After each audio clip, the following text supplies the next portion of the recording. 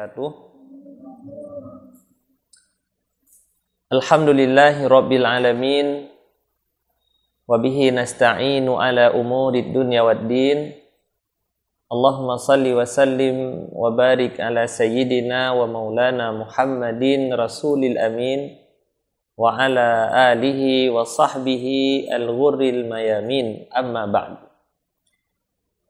Puji dan syukur kita panjatkan kehadirat Allah subhanahu wa ta'ala atas limpahan rahmat dan karunia Allah, sehingga pada malam yang penuh berkah ini, malam Jumat, kita masih Allah berikan kesehatan, kesempatan, dan kita mampu melangkahkan kaki untuk satu tujuan yang sangat besar dan mulia, yaitu sama-sama kita belajar untuk mendalami ilmu pengetahuan. Dan Allah subhanahu wa ta'ala, kalau kita baca ayat Al-Quran, kita banyak sekali mendapatkan tentang kelebihan orang yang mau belajar dan memperdalam ilmu agama sehingga maksimal amal dan ibadah kita. Kita lihat sebuah contoh firman Allah di dalam Al-Quran, yarfa'illahu alladhina amanu minkum walladhina utul ilma darajat. Allah senantiasa akan meninggikan derajat orang-orang yang beriman dan orang yang berilmu pengetahuan. Dan ilmu pengetahuan ini, kawan-kawan yang dimuliakan Allah subhanahu wa ta'ala, adalah melalui belajar. Karena Allah subhanahu wa ta'ala telah menciptakan segala sesuatu di alam ini, dalam hidup ini, ada sebab akibat. Enggak serta-merta kita mendapatkan sesuatu tanpa kita menempuh sebabnya. Enggak mungkin kita bisa makan nasi kalau kita tidak berusaha untuk memasak beras dulu, ya. Maka tujuan yang mulia ini juga Rasulullah sallallahu alaihi wasallam membayangkan. Rasulullah sallallahu alaihi wasallam juga mengatakan, man kharaja fi talabil ilmi fahuwa fi sabilillah hatta yarji'a. Orang yang pergi dari rumahnya, keluar dari rumahnya untuk satu tujuan, yaitu menuntut ilmu, mengembangkan diri dengan ilmu pengetahuan, maka Allah menganggapnya adalah keluar di jalan Allah. Hatta yarji'a, sampai kita balik lagi ke rumah kita senantiasa ada di jalan Allah. Jadi penting menuntut ilmu. Kemudian selawat beriringkan salam. Juga tidak pernah lupa tentu kita menyampaikan kepada baginda Rasulullah sallallahu alaihi wasallam. Karena beliaulah yang mendidik kita untuk bisa hidup, bukan sekedar hidup, tapi hidup bahagia dunia dan akhirat.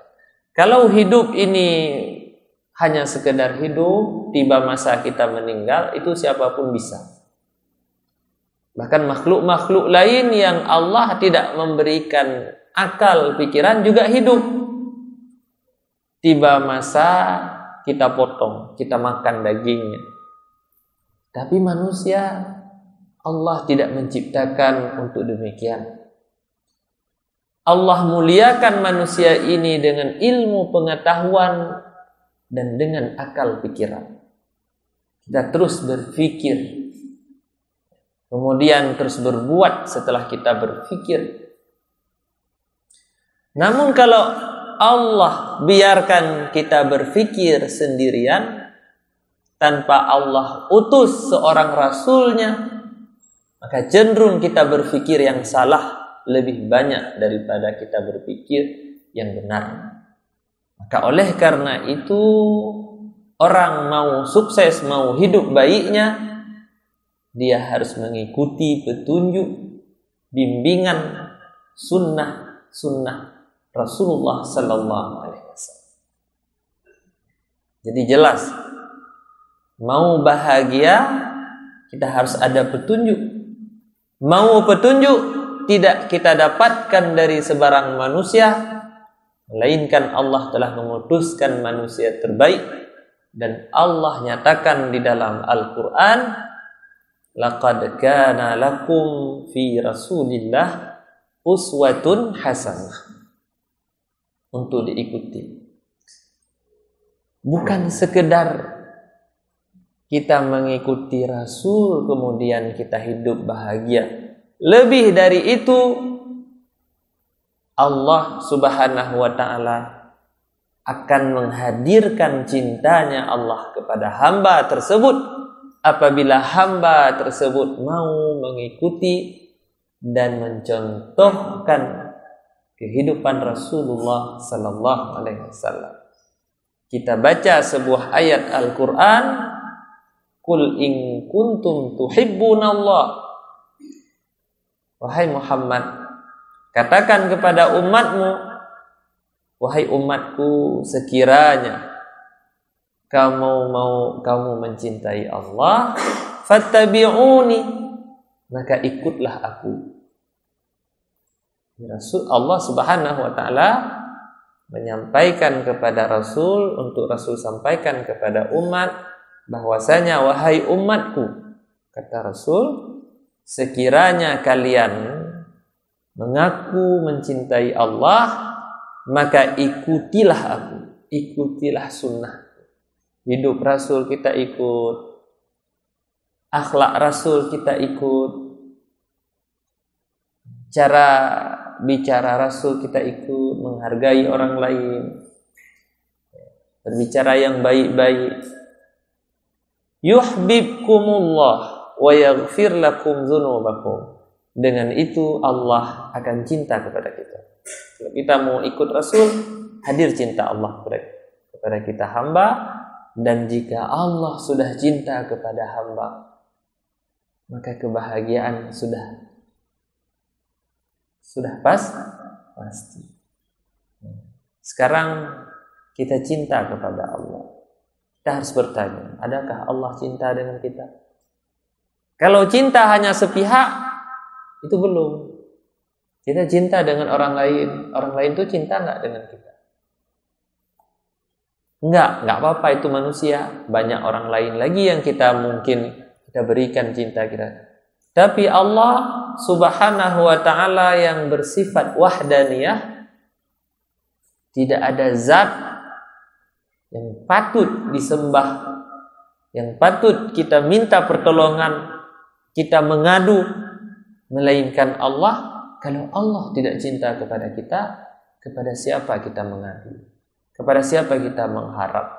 Kepada siapa kita mendambakan kebahagiaan dunia dan akhirat? Hadirin dan hadirat yang dimuliakan Allah Subhanahu wa taala, dalam kesempatan yang penuh berkah ini, malam Jumat, bahkan sebaik-baik amalan malam dan hari Jumatnya kita memperbanyak selawat kepada Rasul. Di samping juga sangat disunnahkan seorang mukmin membacakan Al-Quran seperti surah Al-Kahfi pada hari dan malam Jumatnya, dan Allah akan memberikan cahaya kepada orang tersebut sampai Jumat seterusnya. Artinya kita dalam penjagaan Allah ketika kita mendekatkan diri dengan terus mengamalkan bacaan surah Al-Kahfi setiap hari dan malam Jumatnya. Dia enggak banyak, 5 halaman mungkin kita sering baca. Tentu di dalamnya kenapa surah itu lebih, itu karena kandungan yang sangat bernilai untuk modal kehidupan kita dalam surah Al-Kahfi tersebut. Di sana ada cerita tentang Ashabul Kahfi. Orang kita nyawa pegah Aulia 7. Orang pemuda yang mereka mempertahankan keimanan kepada Allah di bawah tekanan raja yang zalim. Jadi, mereka dalam kenikmatan meninggalkan kenikmatan, meninggalkan kesenangan untuk kesenangan yang lebih besar. Meninggalkan istana dengan apa yang dijanjikan, diberikan oleh istana kepada pemuda-pemuda tersebut untuk satu tujuan, yaitu mempertahankan ketauhidan kepada Allah Subhanahu wa taala.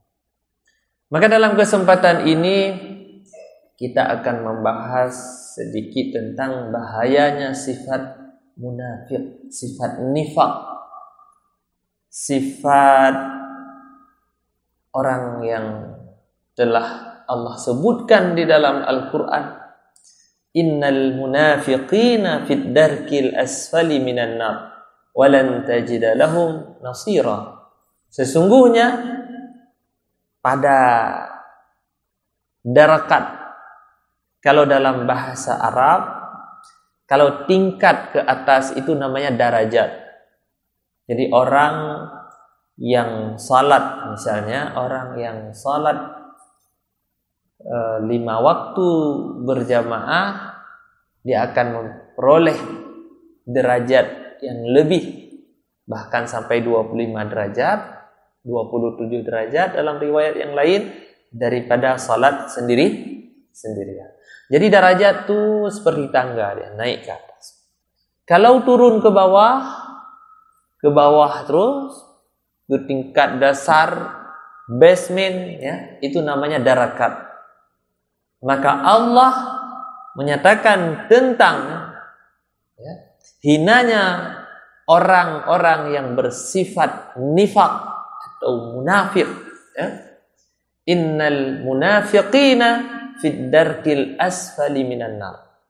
Mereka kelak tempatnya di neraka yang paling rendah, neraka yang paling hina, tingkatan paling dalam di dalam neraka. Walan tajida lahum nasira. Tidak ada yang menolong mereka. Tidak ada syafaat Rasul. Tidak ada kebaikan kepada mereka. Ya. Jadi sifat munafik. Sifat munafik ini adalah pada masa Rasulullah sallallahu alaihi wasallam. Allah gambarkan di dalam Al-Qur'an surah Al-Baqarah tentang orang-orang munafik yang di dalam hati mereka itu ada penyakit. Mereka ingin menipu Allah, seakan-akan mereka ingin memperdaya Allah. Di depan Nabi Muhammad mereka mengatakan, kami beriman kepadamu wahai Rasulullah, tapi di belakang Rasul mereka memfitnah Rasul, menghina Rasul, menebarkan kebohongan-kebohongan kepada Rasul. Bahkan kalau hadirin dan hadirat ingat dan pernah dengar tentang peristiwa hadisul ifki, kisah kebohongan yang dilontarkan oleh orang-orang munafik ini kepada istri Rasulullah sallallahu alaihi wasallam, Sayyidah Aisyah. Ketika Sayyidah Aisyah pulang dari sebuah peperangan, dalam peperangan tersebut ada Rasul, beliau tertinggal dari rombongan. Kemudian beliau balik belakangan dari rombongan yang berjalan bersama. Kemudian ada seorang sahabat Rasul yang mengikuti di belakang Sayyidah Aisyah, karena beliau tahu kenapa Ummul Mukminin sudah tertinggal dari kelompoknya, sehingga beliau dari jauh, dari belakang memberikan keamanan. Barangkali ada orang-orang jahat yang mengikuti Ummul Mukminin tersebut. Ketika sampai di kota Madinah, orang-orang yang di dalam hatinya penuh kebencian kepada Rasulullah, mereka mengatakan bahwasanya Sayyidah Aisyah sudah melakukan kecurangan dengan Safwan tersebut, sudah berkhianat di belakang Rasul. Itu yang digembor-gemborkan di tengah kota Madinah untuk menjelekkan keluarga Rasul. Dan tokoh utamanya adalah seperti Abdullah bin Salul, Abdullah bin Ubay bin Salul. Jadi orang-orang munafik ini orang yang di depan dia menampakkan seakan-akan dia ada di posisi kita, dia senang dengan kita, tapi di belakang kita dia penuh kebencian kepada kita. Tapi munafik yang dimaksud di sini adalah munafik terhadap agama. Itu yang paling bahaya. Yang pertama, ada orang yang di depan dia menampak-nampakkan keislamannya, tapi di dalam hati dia penuh dengan kekafiran. Inilah orang yang Allah janjikan kelak di dalam neraka, di tingkatan paling rendah, menjadi kayu api nerakanya, tidak mendapatkan syafaat sedikit pun. Mereka ini lebih hina daripada orang-orang Yahudi dan orang Nasrani. Ini munafik. Tapi ada juga munafik, dia tidak sampai di dalam hatinya mendustai Islam, tapi dalam perbuatannya, dia perbuatannya kalau salat adalah salat untuk orang lain, untuk supaya dilihat oleh orang lain dia ahli salat. Kalau bersedekah, dia bersedekah dengan ria. Maknanya ria juga bagian daripada sebuah kemunafikan. Ria, kita melakukan suatu bukan karena Allah, ingin memamerkan, ingin menampakkan. Makanya Allah tidak pernah melihat apa yang lahirnya saja, tapi Allah Maha mengetahui apa yang ada di dalam hati kita. Sehingga banyak sekali hadis yang menyatakan tentang la yanalallah luhumuha wala dima'uha walakin yanaluhu taqwa minkum.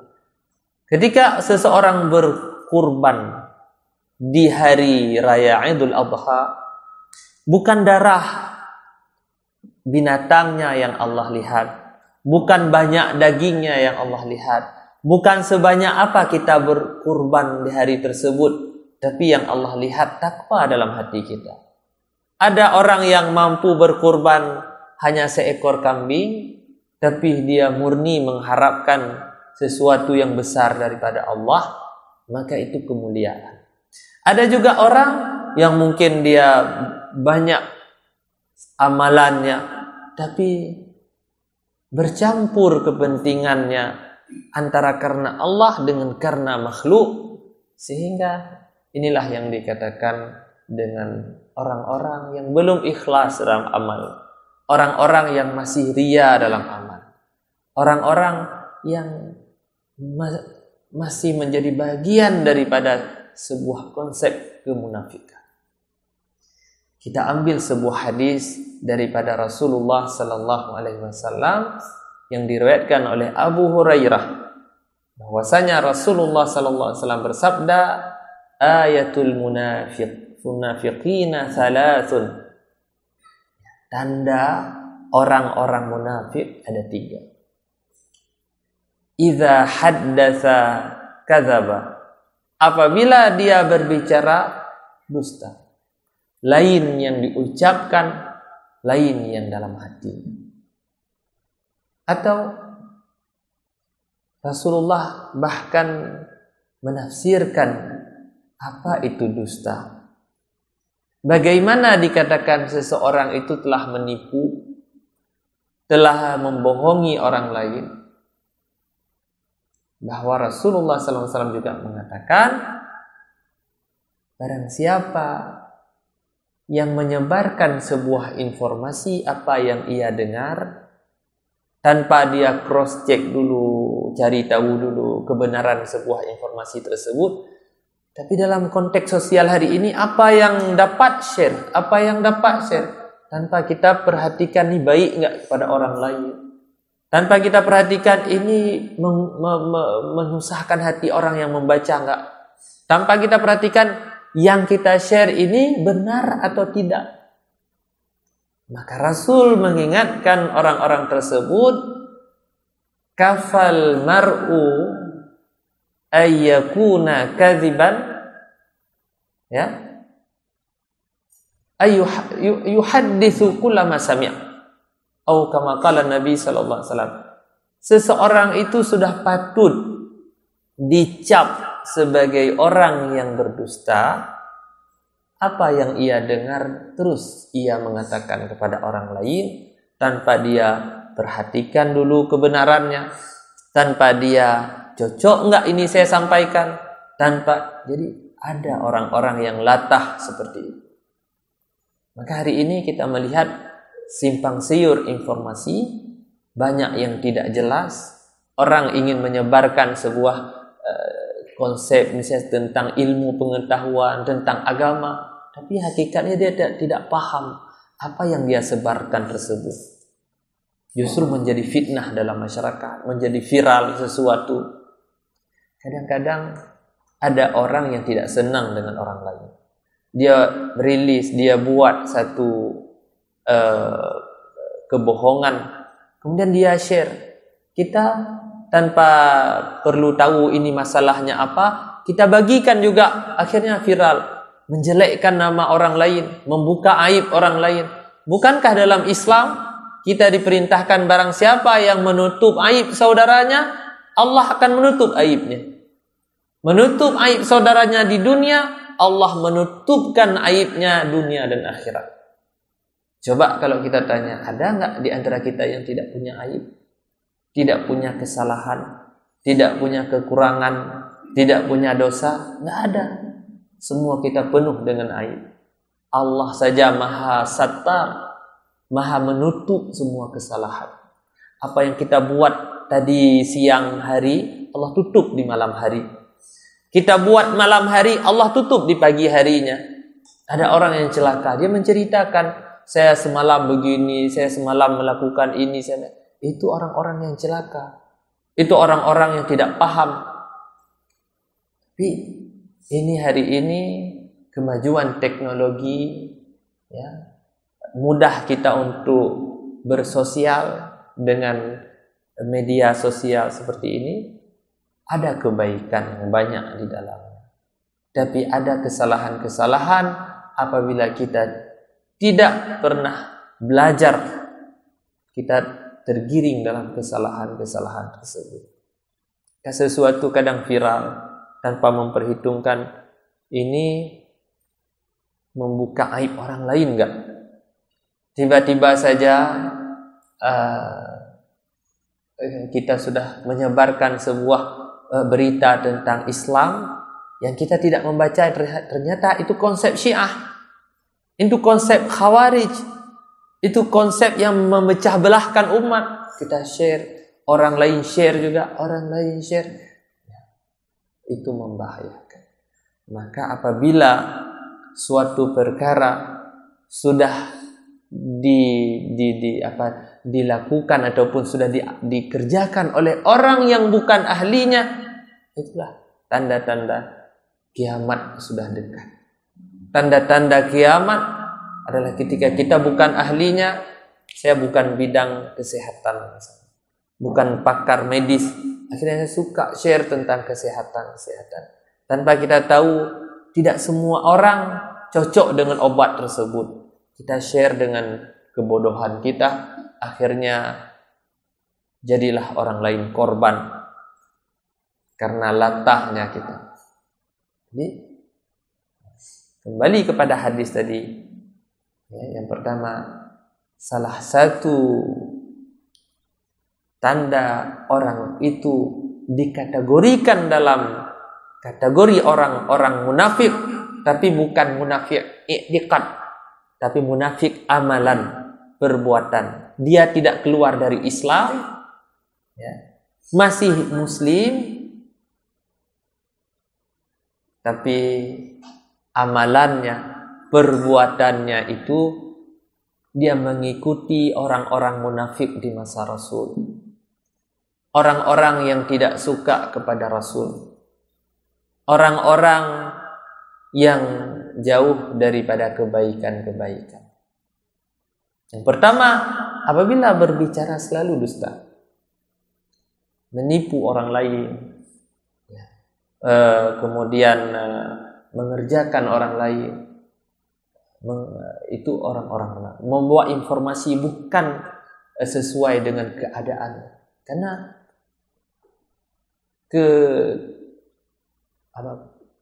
ketidakbenaran itu ketika kita menyampaikan sesuatu bukan porsinya, bukan sesuai dengan kenyataannya, itu kebodohan, dan kebodohan dekat dengan penipuan. Ya, itu yang pertama. Sedangkan tanda orang munafik yang kedua, idza wa'ada akhlafa, suka berjanji,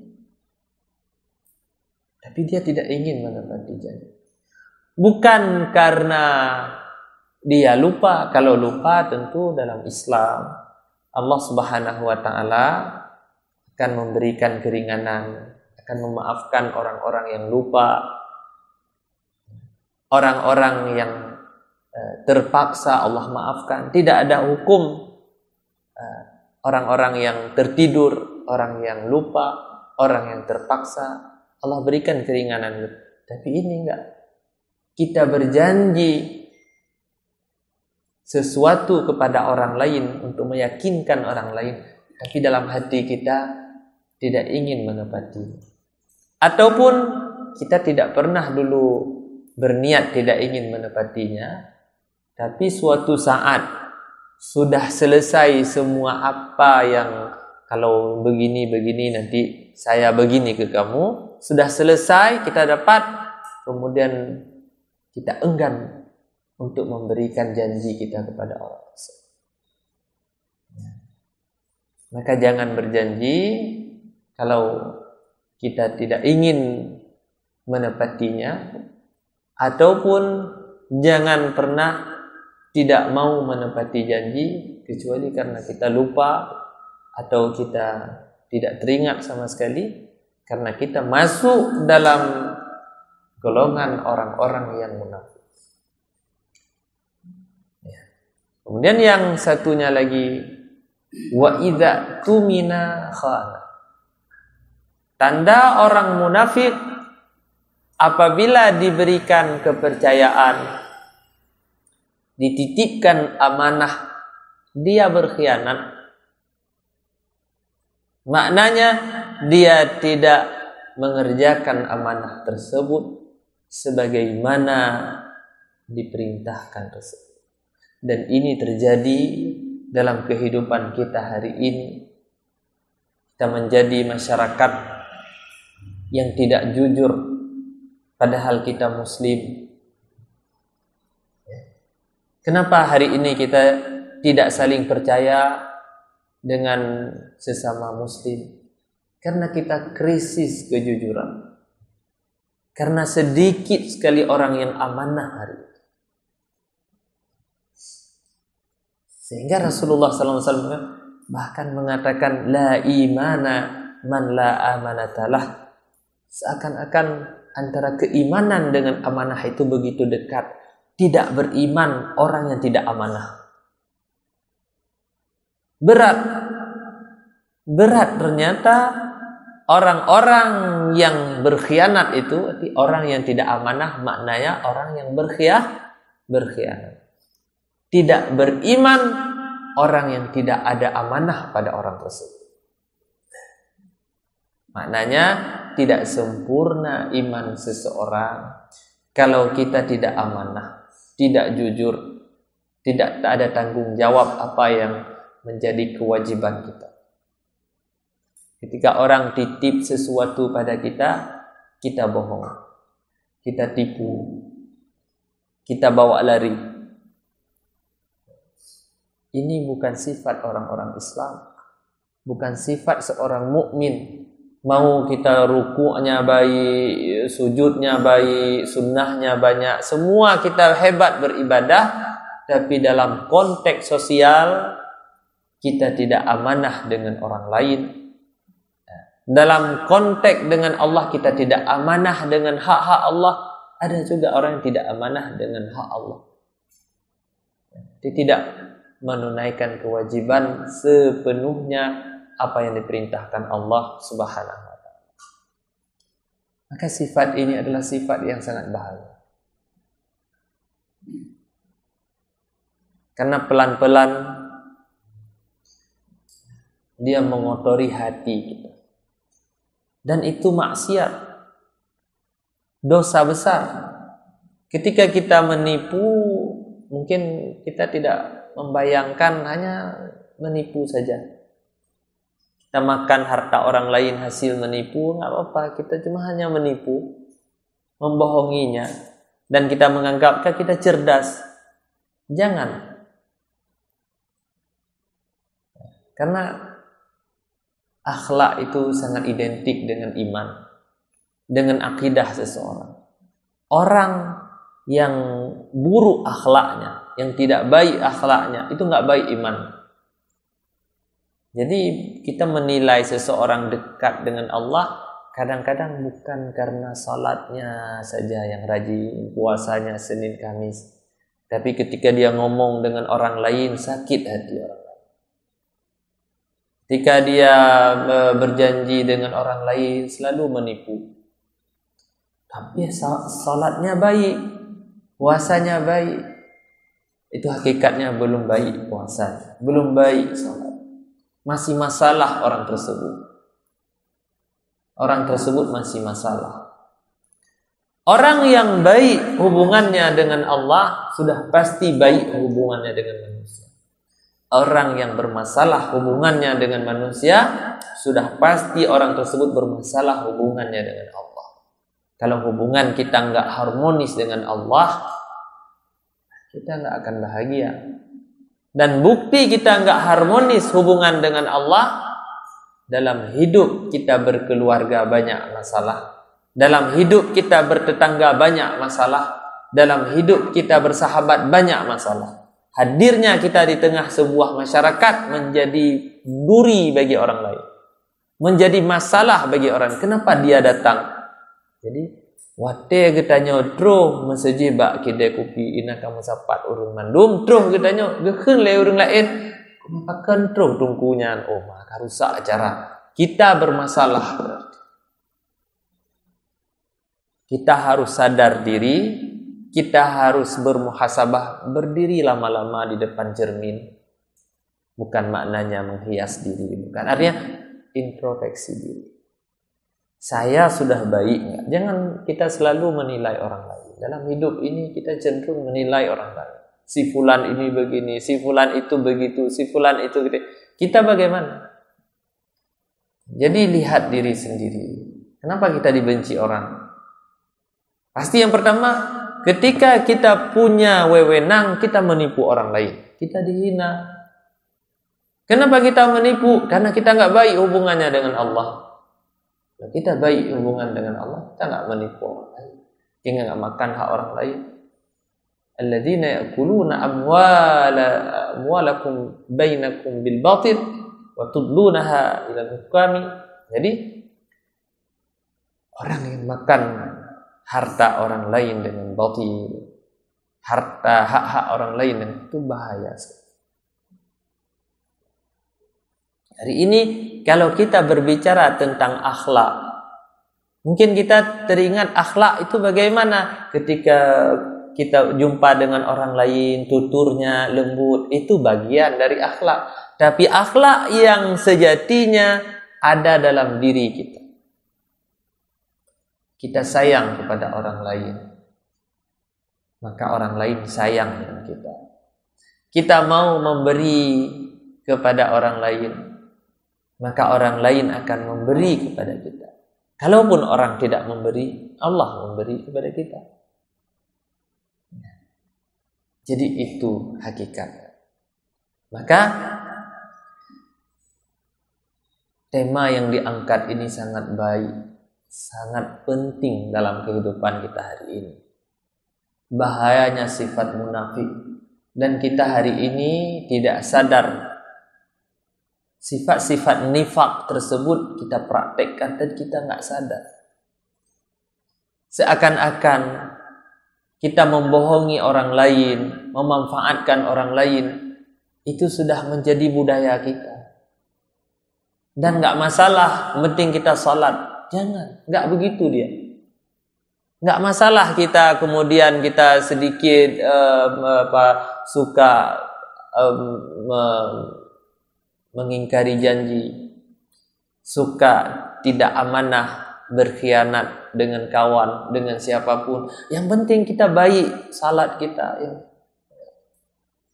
Dalam Al-Quran itu tidak pernah terlepas 3 hal antara akidah, ikatan kita dengan Allah, antara akidah dengan ibadah, ruku, sujud, puasa, naik haji, kita itu ibadah semuanya. Memandikan orang yang meninggal, mengkafani orang yang meninggal, mengantar sampai ke kuburan, itu ibadah. Faraid itu ibadah. Satu hal lagi adalah akhlak. Akhlak itu yang pertama ikhlas. Kita berbuat baik hanya mengharap karena Allah. Kita jujur. Apa yang keluar dari mulut kita, dari perbuatan kita adalah kebaikan-kebaikan. Kemudian kita amanah. Tanggung jawab yang diberikan, kita akan menyelesaikannya dengan penuh. Amanah karena Allah. Tidak kita mencari keuntungan dari hal-hal yang tidak baik. Dan ini penting. Sehingga kita menjadi pribadi seorang muslim yang salatnya baik, akidahnya baik, kemudian akhlaknya juga. Hari ini kita krisis. Krisis orang-orang yang jujur, krisis orang-orang yang amanah, krisis orang-orang yang baik. Semua karena dunia, semua karena kenikmatan sesaat. Memang Allah nyatakan di dalam Al-Quran, Zuyyina linnas hubbu syahawati minan nisa wal banin wal qanatiril muqantarah. Allah sudah menghias hidup kita ini cinta kepada perempuan, cinta kepada anak-anak, cinta kepada keturunan, cinta kepada perhiasan emas dan perak, rumah yang mewah, tanah yang luas, kendaraan, semua kita cinta, itu fitrah. Tapi jangan karena cinta kita kepada hal tersebut, kita menghalalkan semua yang haram dan kita mendapatkan dengan semua cara yang dimurkai oleh Allah Subhanahu. Itu yang masalah. Cinta seseorang kepada perempuan itu hak. Perempuan cinta kepada laki itu hak. Orang tua cinta kepada anak itu hak. Anak cinta kepada orang tua itu kebenaran. Kita cinta kepada sedikit perhiasan, harta, itu dibenarkan dalam Islam. Tapi memperolehnya dengan mengambil hak-hak orang lain, itu tunggu saja balasan. Di dunia ada balasan, di akhirat sudah pasti. Menghalalkan segala cara dengan menipu, seperti hadis kita bacakan tadi, dengan mengkhianati orang lain, tidak jujur. Jadi cinta itu hak, cinta itu benar. Tapi memperoleh cinta dengan cara yang salah, itu salah. Seorang ibu cinta kepada anaknya itu sudah pasti. Jangankan ibu yang manusia, yang makhluk Allah yang paling mulia, induk ayam aja cinta kepada anaknya. Coba kita ambil anak, dikejar kita. Karena memang Allah sudah tumpahkan kasih sayang yang besar sekali kepada orang tua terhadap anaknya. Tapi ketika ada seorang ibu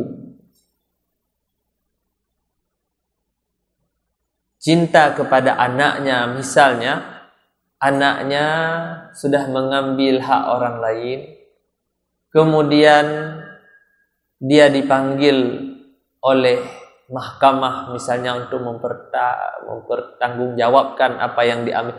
Ibu ini membela anaknya karena cinta kepada anaknya. Akhirnya dia bertabrakan dengan kebenaran.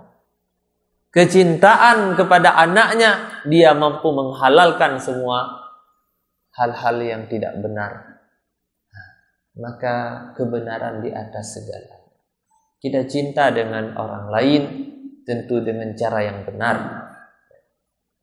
Karena Rasulullah SAW mengingatkan, man ahabba lillah, barang siapa yang mencintai karena Allah, wa abghadha lillah, barang siapa yang membenci juga karena Allah, wa a'ta lillah, memberi karena Allah, wa mana'a lillah, tidak memberi juga karena Allah, faqad istakmalal iman, itulah orang tersebut sudah pada tingkatan kesempurnaan iman.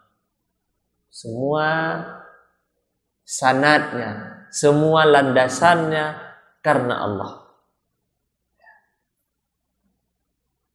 Mungkin itu sedikit pemaparan kita tentang bahayanya sifat munafik dalam kehidupan kita seorang muslim yang kita tidak menyadarinya, ya. Mudah-mudahan dengan kita mendengar hadis Rasulullah sallallahu alaihi wasallam tentang ayatul munafiqi salasun, tanda orang munafik ada 3. Idza haddatsa kadzaba, apabila berbicara dusta, wa idza wa'ada akhlafa, apabila berjanji dia mengingkari, wa idza tumina khana, apabila dia diberikan amanah ia mengkhianati. Jangan tunggu sampai 3, 1 saja kita praktekkan sudah ada tanda kemunafikan pada diri kita, dan munafik itu tidak dicintai Allah dan Rasul. Nah, tadi ada pertanyaan dari sahabat-sahabat, ya, dari hadirin dan hadirat, maka kita persilakan.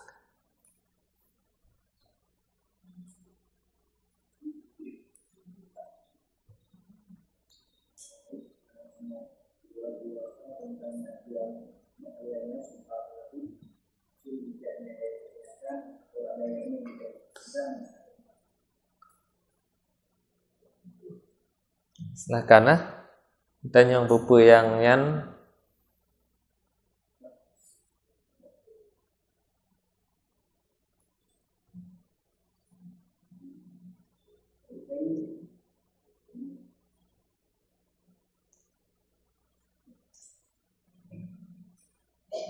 ada pertanyaan. Jadi sifat munafik itu ada 2 jenis. Yang pertama sifat munafik yang sifatnya i'tiqad. Ada orang yang menampakkan keislaman tapi dalam hatinya penuh dengan kekufuran. Itu yang dimaksud dengan kelak hari kiamat di neraka paling rendah. Tapi ada munafik dia beriman kepada Allah. Nah, tapi perbuatannya menyerupai perbuatan orang-orang munafik. Di depan begini, di belakang begitu. Kalau berbicara sering suka dusta, kalau berjanji dan banyak janjinya, karena orang yang banyak janji itu sebetulnya dia ingin mengatakan kepada kita dia mampu begini, mampu begitu, mampu. Kalau kamu datang, kamu pergi dengan saya, nanti kamu kayak gini. Jadi dia tak pegang hal itu punya. Dia ingin menampakkan dirinya punya kelebihan tertentu. Ujung-ujungnya nggak ada semua. Dia menyalahi janji yang akan diberikan ini, nggak ada semua. Nah, itu tanda orang munafik. Tapi orang itu tidak keluar dari Islam, melainkan itu berpotensi dosa besar. Dan dosa besar itu ada dua. Dosa besar karena perbuatan, ada yang hasil daripada perbuatan lahir. Misalnya orang mengambil hak orang lain, mencuri, itu kesalahan luar. Tapi ada dosa besar yang salahnya di dalam, sumbernya itu di dalam. Contoh misalnya dosa besar riya. Dosa besarnya karena apa? Sombong. Dosa besar karena kikir. Dosa besar karena itu sumbernya hati di dalam. Maka dosa-dosa hati itu sumber pertama sekali dilakukan oleh iblis. Iblis ini tidak mau sujud memuliakan Adam, Nabiullah Adam, ketika Allah perintahkan iblis sujud. Kenapa? Karena sombong. Itu dosa besar, sombong itu dosa besar. Muaranya hati. Ya Allah, iblis mengatakan, "Asjudu liman khalaqta tina?" Cocokkah ya Allah aku sujud? Patutkah aku sujud kepada makhluk yang Engkau ciptakan dari tanah? Engkau menciptakanku dari api. Jadi iblis ini merasa diri lebih mulia daripada Nabi Adam, sehingga mengingkari perintah Allah. Kenapa dia mengingkari? Sombong, takabbur. Maka takabbur itu pakaian Allah. Jangan kita takabbur. Oleh karena itu Nabi Adam juga pernah salah ketika dirayu oleh iblis untuk makan buah khuldi. Nabi Adam akhirnya memakannya. Padahal Allah sudah melarang makan buah tersebut. Tapi apa yang dilakukan oleh Nabi Adam, kesalahan itu bukan dari sumber hati, tapi kesalahan anggota lahir. Sehingga ketika Nabi Adam salah, Nabi Adam Allah turunkan ke bumi bersama iblis. Nabi Adam bertaubat. Kemudian Allah menjawab, memberikan pengampunan kepada Nabi Adam. Fataba ilahi innahu huwat tawwabur rahim. Allah menerima permintaan pengampunan daripada Nabi Adam. Kemudian Allah Maha Pengampun lagi Maha Penyayang.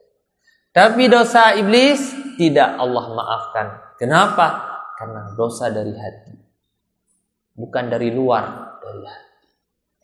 Maka hati ini dalam jiwa kita ini, kalau ada sifat-sifat angkuh, sifat sombong, sifat merasa diri lebih baik, lebih hebat, lebih kaya, lebih daripada orang lain, itu buang. Itu sifat iblis.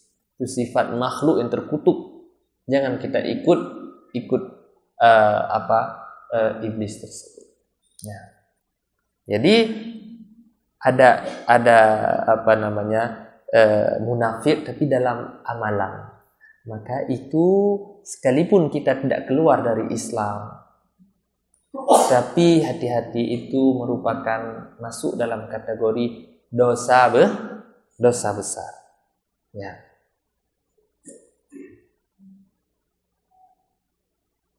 Nah, jadi ada pertanyaan? Ibu-ibu mungkin ada pertanyaan. Jadi kajian malam ini sebetulnya lebih kepada kajian akhlak. Ya, itu akhlak ya.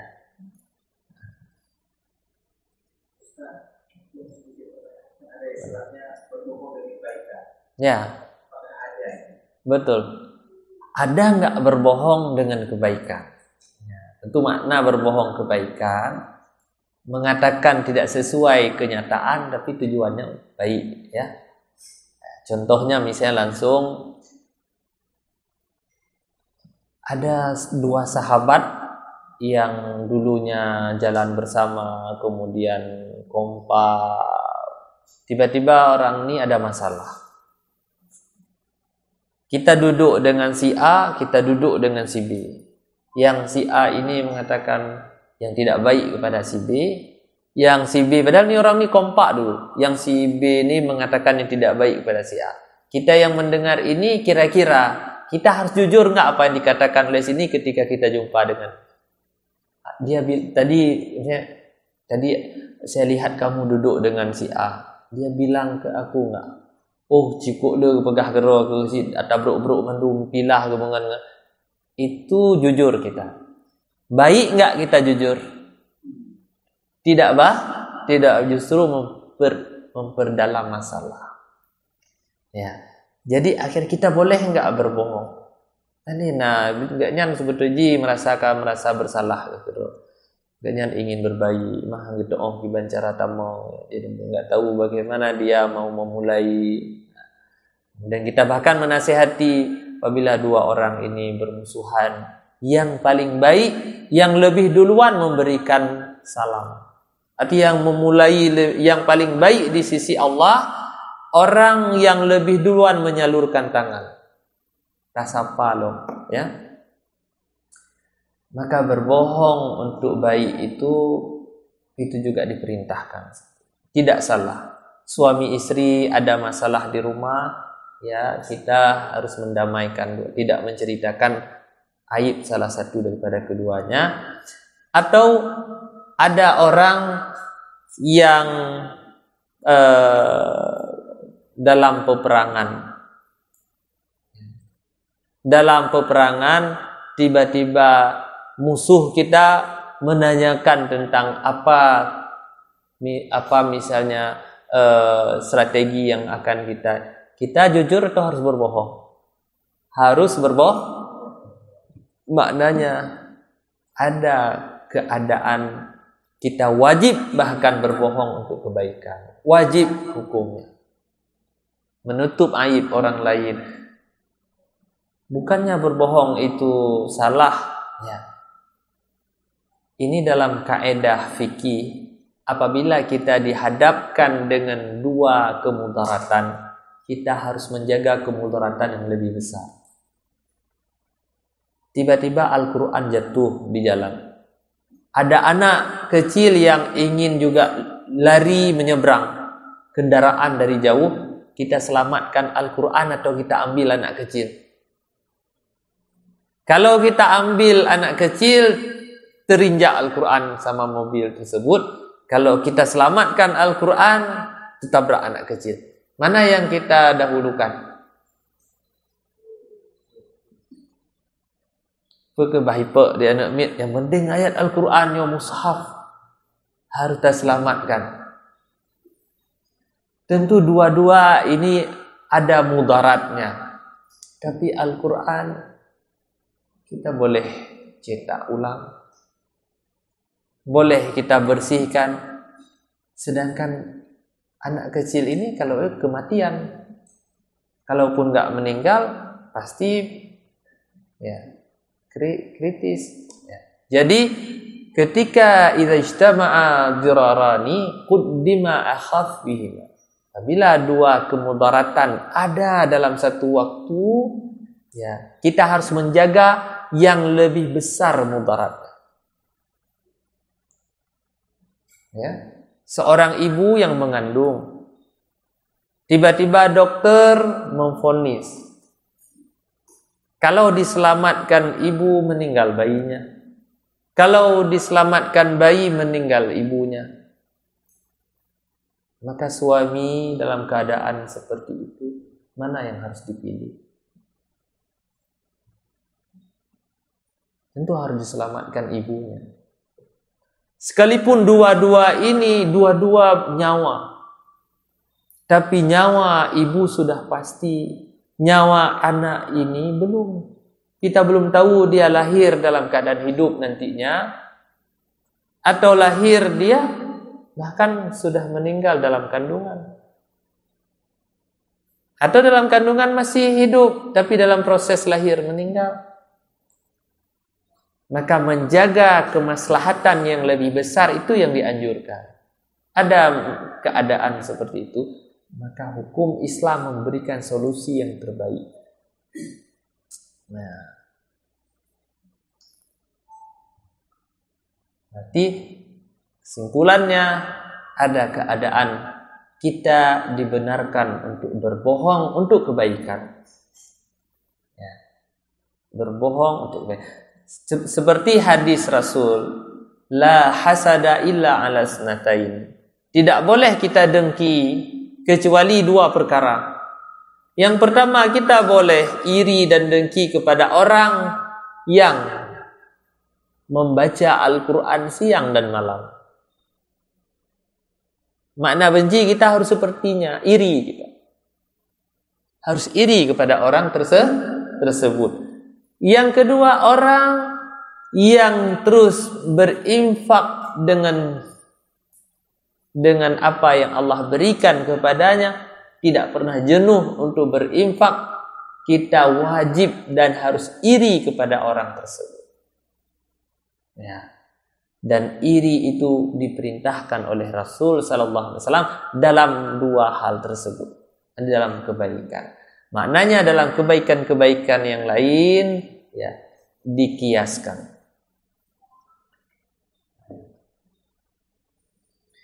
Udah, mungkin jika tidak ada pertanyaan, silakan.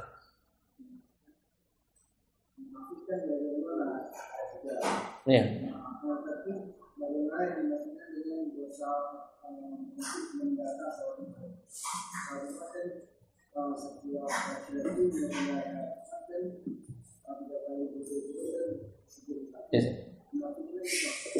Ya.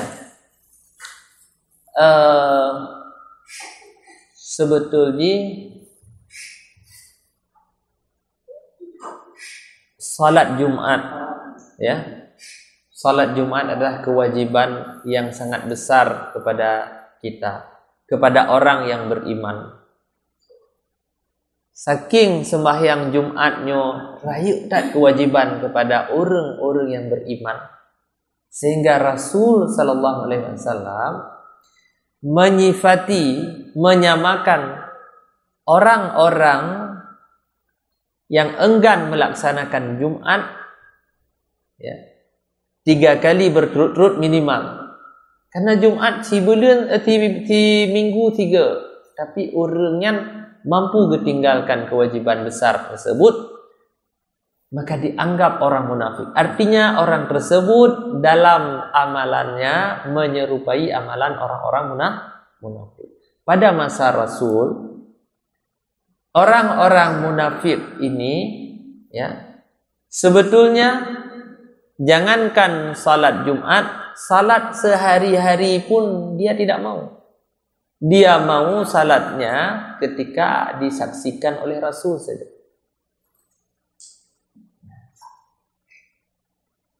Jadi nampak, ya, orang-orang yang enggan salat Jumat dianggap orang munafik karena menyerupai orang-orang munafik di masa Rasul, ya, dalam perbuatannya meninggalkan perkara-perkara besar dalam Islam. Itu orang munafik. Masuk dalam kategori orang munafik, syiar-syiar besar dalam Islam ditinggalkan. Coba kita lihat lagi hadis tentang berkurban. Barang siapa yang Allah berikan kemampuan tidak mau berkurban di hari raya Idul Adha, jangan dekat-dekat masjid kami. Makna jangan dekat-dekat masjid kami juga dikategorikan itu dari kalangan orang-orang munafik. Orang munafik tidak mau berkorban. High time turn siapa je untuk agama. Tidak loyal kepada agama. Kalau bahasa hari ini, tidak loyal kepada agama. Dia mengambil keuntungan saja dari agama, tapi dia tidak memberikan apa-apa untuk agama. Maka sembahyang Jumat ini merupakan ibadah yang besar. Bahkan Allah perintahkan, idza nudiya lis-salati min yaumil jumu'ah fas'au ila dzikra. Apabila telah berkumandang azan pada hari Jumat, hendaknya pergi salat Jumat. Yang tidak pergi itu munafik. Makna munafiknya sudah menyerupai orang-orang munafik karena tidak mengindahkan panggilan Allah. Maka hati-hati, jangan meremehkan salat Jumat. Mungkin hari ini di kedai-kedai kopi tutup pintu, di dalam masih ada orang. Dan nyan orang-orang munafik. Kenapa? Panggilan besar Allah dia tidak mengindahkan. Hanya tergerak langkah.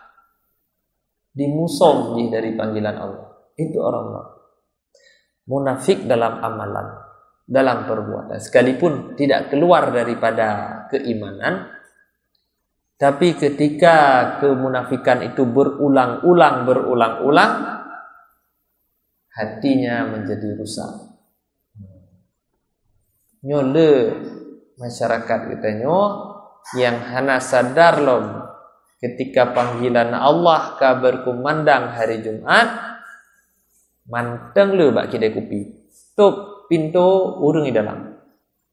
Dan itu masuk dalam kategori orang-orang yang munafik. Yang tinggal getuk hati oleh Allah. Yang kita hana tak gerak langkah untuk tak indahkan panggilan. Ya. Yang harus sadar gitu. Jangan dipraktekkan hal-hal seperti itu sehingga hati kita menjadi keras dan jauh daripada rahmat Allah.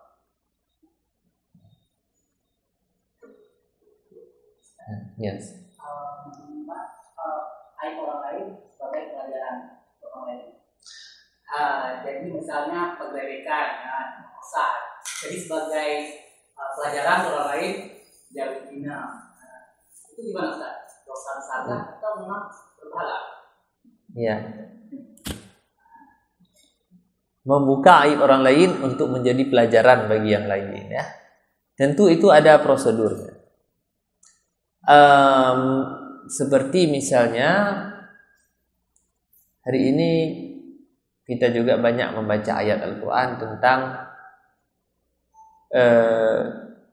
tentang kemusyrikan, tentang kejahatan, tentang hal yang tidak baik Fir'aun.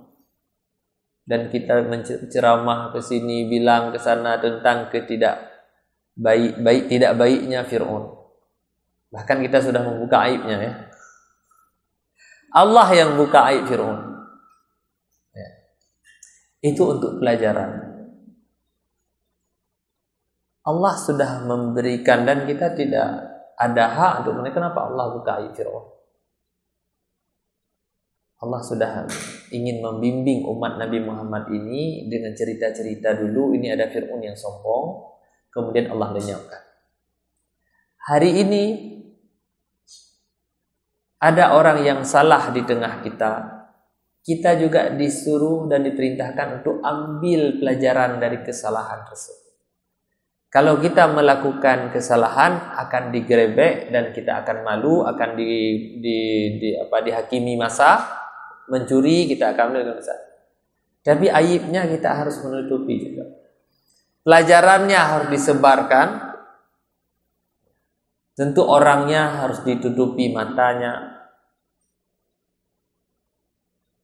identitasnya. Kenapa?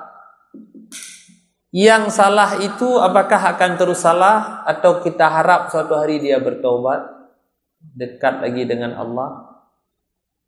Ya. Tapi tidak bermakna kita membiarkan seseorang melakukan aib. Konsekuensi itu ada. Jadi hari ini ada hukum kanun syariat Islam, harus dicambuk, harus dipermalukan misalnya di depan khalayak. Apakah tujuannya adalah untuk memalukan orang yang salah tersebut? Bukan. Untuk memberikan efek jera kepada pelaku yang pertama, kemudian contoh kepada orang lain. Tentu dengan menjaga hak-hak orang lain juga, menjaga identitas orang lain. Karena agama Islam bukan agama membenci. Orang yang salah itu kita Orang yang sakit, kita suka nggak dengan penyakit? Nggak suka kita dengan. Bahkan kita berdoa, ya Allah sembuhkan aku dari segala penyakit, jauhkan dari segala penyakit. Tapi orang sakit kita tinggalkan atau kita jenguk? Harus dijenguk.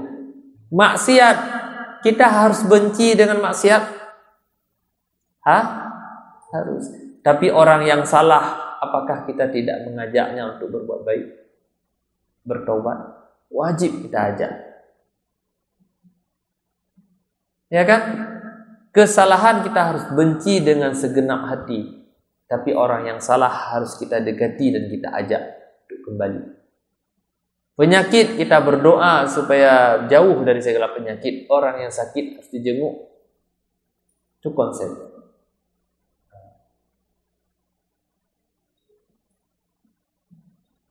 Jadi di masa Rasul juga banyak seperti sahabat yang membelah dada Rasul itu siapa? Wahsy. Membelah dada paman Rasul Hamzah, Sayyidina Hamzah, Wahsy. Akhirnya beliau masuk Islam. Apakah Rasul balas dendam? Memaafkan. Padahal sebesar apa sudah kesalahan, membunuh orang lain dosa besar. Ya. Tapi Allah turunkan ayat yughfar lahum ma qad salaf. Orang-orang yang beriman akan diampuni segala dosa yang sudah berlalu.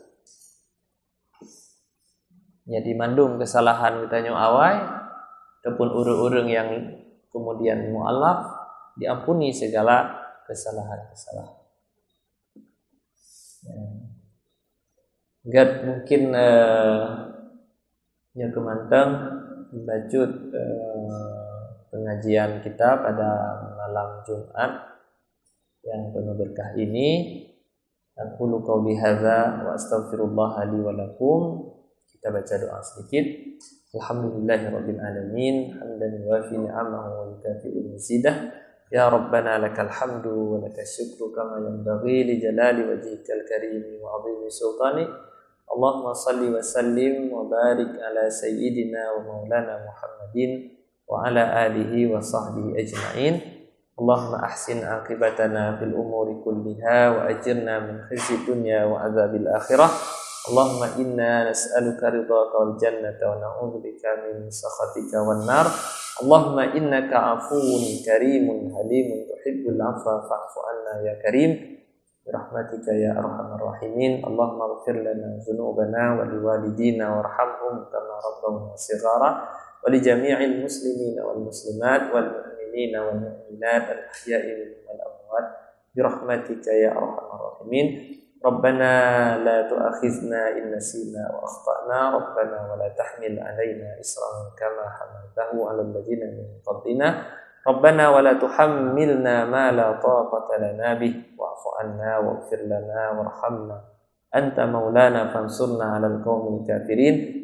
Rabbana zalamna anfusana wa illam taghfir lana wa tarhamna lanakunanna minal khasirin. Rabbana la tuzigh qulubana ba'da idh hadaitana wa hab lana min ladunka rahmatan innaka antal wahhab.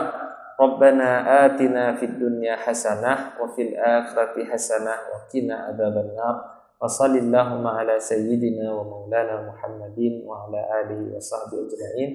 Subhana rabbika rabbil izzati amma yasifun. Wassalamun alal mursalin walhamdulillahi rabbil alamin.